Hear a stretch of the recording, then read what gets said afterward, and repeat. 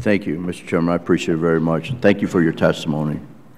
Question for the generals. Why are the Iranians, in your opinion, opening up embassies, as the gentleman from South Carolina indicated, throughout Latin America, including countries where there are no significant commercial relationships or expatriate communities? Is it possible to give platforms to the intelligence services and terrorist proxies? Does it have to do with the relationships between these services and terrorist groups and drug cartels? And I have one more question after that. Thank you, sir. Very briefly, I don't think that there's any question but that terrorist exporting countries like Iran, for instance, I don't think there's any question that they have a grand plan.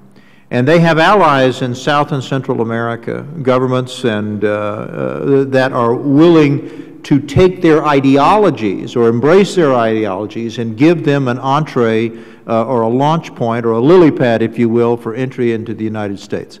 What's important to understand, though, if it weren't for the cartels and the cartel involvement, they would have a tough road coming from Mexico north.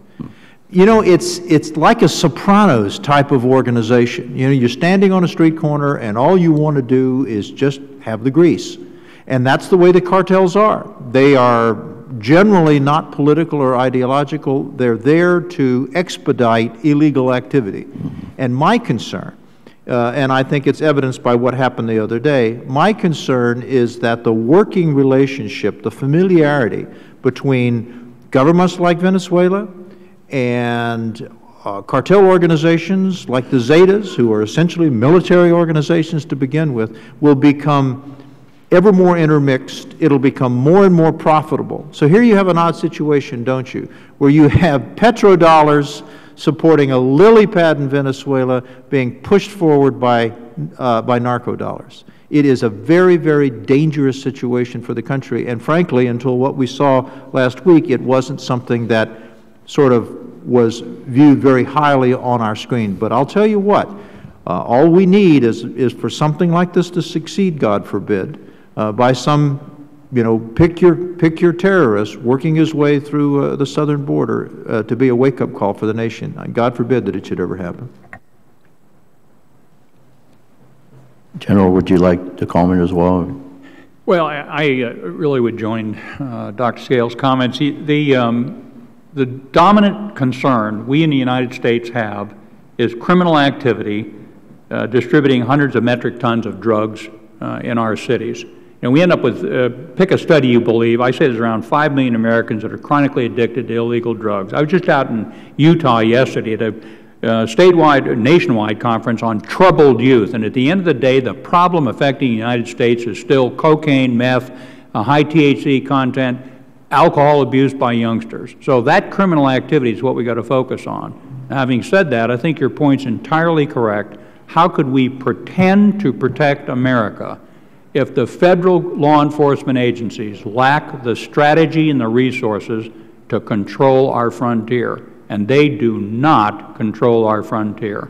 They do a terrific job protecting El Paso and Laredo and San Diego. And part of that, by the way, is fencing, strategically placed.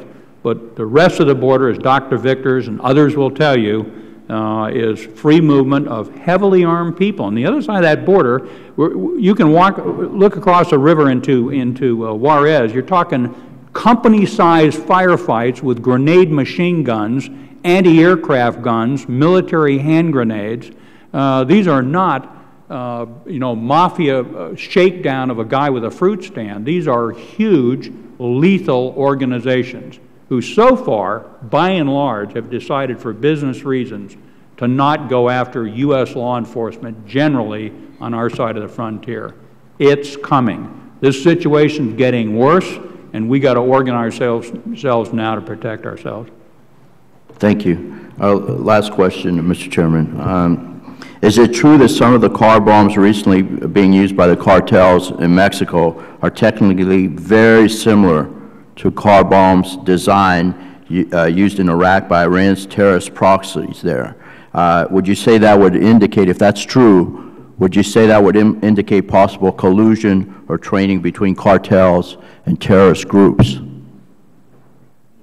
Whoever would like to That's a good address point. that. You know, I think some of this data ought to go to the relevant authorities. You know, General Petraeus, the agency, would have better, more relevant testimony. What I would say, though, is I've dealt with Mr. Chavez in Venezuela over the years personally, and I have great empathy for the problems of Venezuela, but he has acted as a platform facilitating some of the goofiest terrorist organizations on the face of the earth, threatening his own neighbors and facilitating threats to the United States. So we should expect this will happen, and part of it will be facilitated by the Venezuelan intelligence services. And just to add to what General McCaffrey said, the cartels don't need a lot of help, to be frank with you. I was talking to a Texas Ranger who described a cartel operation. They had world-class communications that was encrypted. They had automatic weapons that in many ways were superior to those of the Texas Rangers. They had a scout system of scouts that were using night vision devices, third-generation night vision devices.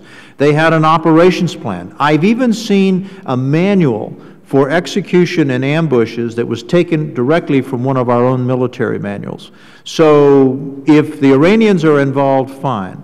But if someone were to describe to me the characteristics of a cartel small unit based on equipment, training, technology, I would have frankly have been very impressed.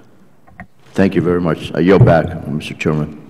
Thank you. The Chair now recognizes the gentlelady from New York, Ms. Clark. Thank you very much.